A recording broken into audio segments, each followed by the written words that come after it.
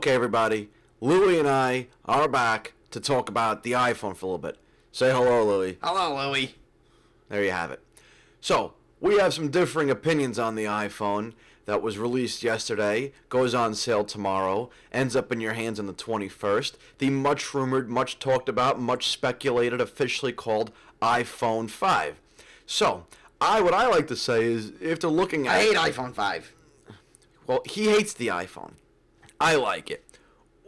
Let's start with you. Why do you hate the iPhone? It has a stupid connector. But do you see why that's necessary? No. But do you see why it's good at all? No. Let me ask you a question. Have you used recently a parallel cable for your printer? Yes. You're lying. Yes. Okay, good. I'm glad you agree that you're lying. Have you used a 9-pin serial port on the back of your computer? No. Exactly. Have you used let's even be more recent, USB 1.0 recently? No. So, would it be safe to say that this is just a natural evolution like every other cable and connector we've ever had? Yeah, I guess. Would it be safe to say that this is not too much to bitch about, based on the fact that this is not every year that Apple updates this, but every 10 years? I mean, what do you really have in technology that lasts you more than 10 years? Nothing. Right. So there's that. What else? Tell me what else you dislike about this whole situation here. It's expensive. All right. Look, I'm not particularly thrilled about having to pay $30 per adapter. So like the new iPhone, right? It's got the little 9-pin adapter, and you can get a 9-pin cord, and you can get the adapter that goes on top of it to plug into an old iPad, for example, or an older iPhone. It's $30 each, and I don't like that either. It's a lot of money, and I've got power cords in my bedroom, in my home office, in my living room, in my car, in my actual office at work, and sometimes I've got more than one. I've got a couple of travel ones.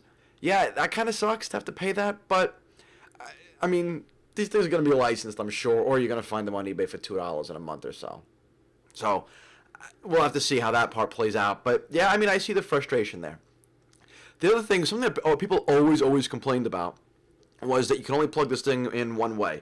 As a matter of fact, I have one right here, of course.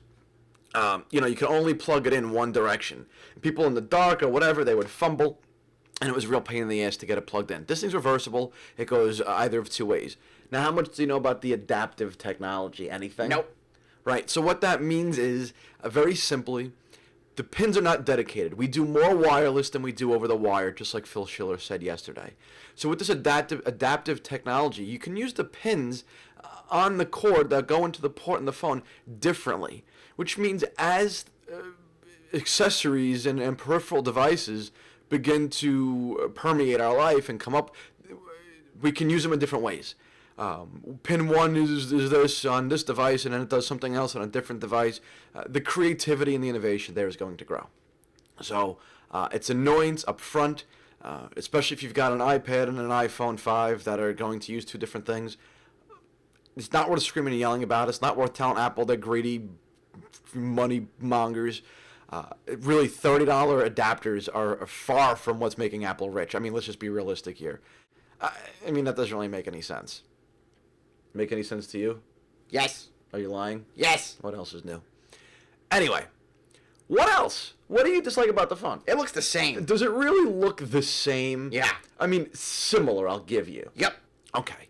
It is similar. I mean, it's not the design change that people were looking for. People wanted an iPhone to iPhone 3G kind of change. I mean, huge stack of changes.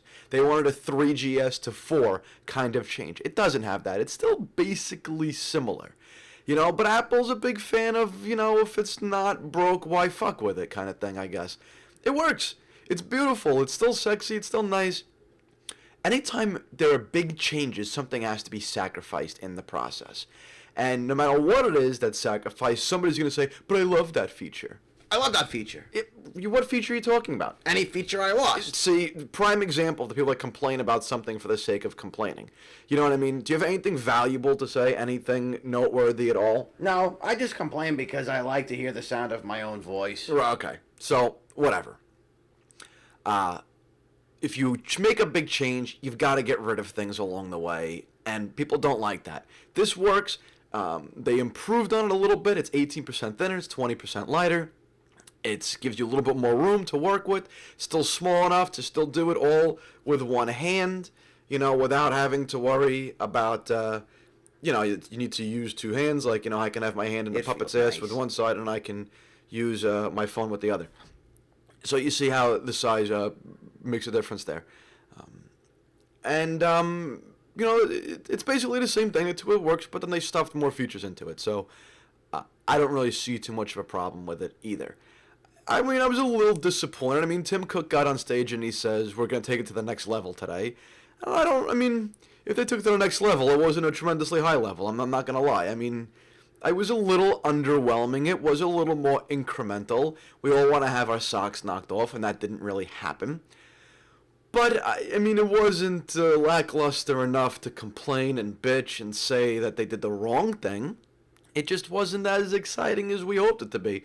And our level of excitement is maybe, or not level of excitement, I guess, but the excitement we hope to achieve is sometimes a little bit unrealistic. So, at the end of the day, they did what they did. It's still going to sell. I'll order mine tomorrow. I think I really like it. I do. I think they fixed some issues there and they improved on some things. And maybe we just need to get over the fact that the space is so mature that we're not going to see huge changes. When's the last time you saw a gigantic change in vehicles? Really. Wheels, engine, doors, transmission, body frame, materials that it's made from. Nothing. We get little design changes. We improve on little things here and there. We add navigation. We improve on little things within the car and fuel economy. When's the last time a car came out revolutionized? It hasn't. When an industry gets mature, there's little room for growth. It's same thing. When you look at it like a kid. From age 1 to age 2, how much do they change? From 2 to 3, how much do they change? From 20 to 21, how much do you change? You get to a certain point where no matter what, your changes are incremental, and that's where we're at with the iPhone.